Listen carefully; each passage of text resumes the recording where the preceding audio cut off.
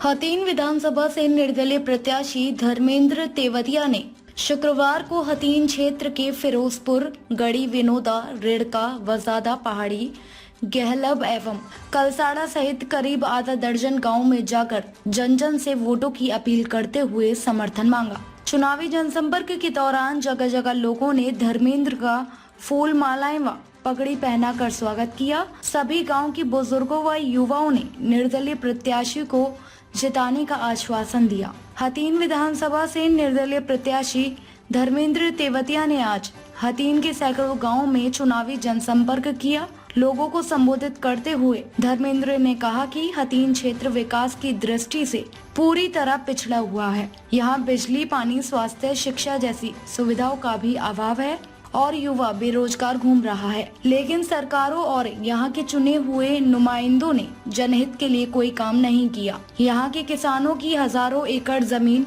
Sam की समस्या से ग्रस्त है। उन्होंने कहा कि अगर उन्हें अब की बार मौका मिला तो हथीन क्षेत्र विकास के मामले में पूरे प्रदेश में नंबर 1 होगा। इतना ही नहीं, धर्मेंद्र ने कहा कि इस बार जनता ने उन्हें चंडीगढ़ पहुंचाने का मन बना लिया है। चंडीगढ़ की विधानसभा में पहुंचते ही उनका लक्ष्य रहेगा कि क्षेत्र में शिक्षा और रोजगार के नए आयाम स्थापित करना, ताकि क्षेत्र समृद्ध बन सके और क्षेत्र में खुशहाली आए।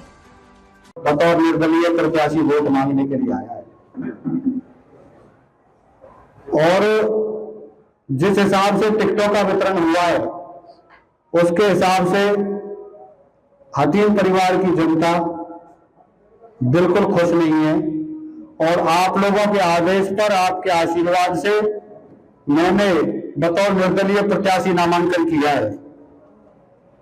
इसलिए आपसे वोट की सपोर्ट की अपील करने के लिए आया हूं। मैं आपके बिल्कुल पड़ोस से आपका बेटा, भाड़ा, आपका बढ़ता हुआ बच्चा हूं और जैसी मेहनत पिछले 8-10 दिनों में हुई है उस मेहनत के हिसाब से, आप सबके आशीर्वाद से, भगवान की कृपा से आप मुकाबले में अब हो। 1 हफ्ता का समय बचा है। आपके श्री चरणों में यही निवेदन है कि आप ज्यादा से ज्यादा लोगों को, अपने मित्रों को, रिश्तेदारों को समझाएं और बताएं कि पार्टियों के बहकावे में न आकर अपने बेटे को, जो कि आपका मजबूत बेटा है, अपने भाईचारे के दम पर अगर आप बुजुर्ग आशीर्वाद देकर अपने बेटे को और मजबूत करेंगे तो ये पार्टियां आपकी लड़ाई नहीं लड़ेंगी। आपका बेटा आपकी लड़ाई किसी भी हद तक लड़ने के लिए तैयार है। समय बहुत कम है। बड़ी बड़ी पार्टियों का अपना अपना एजेंडा होता है। धर्म के आधार पर लोगों को बांटना, जातियों के आधार पर लोगों को बांटना, लेकिन जब जन समस्याओं की बात आती है, लोगों के हितों की बात आती है तो ये लोग कहीं दिखाई नहीं देते।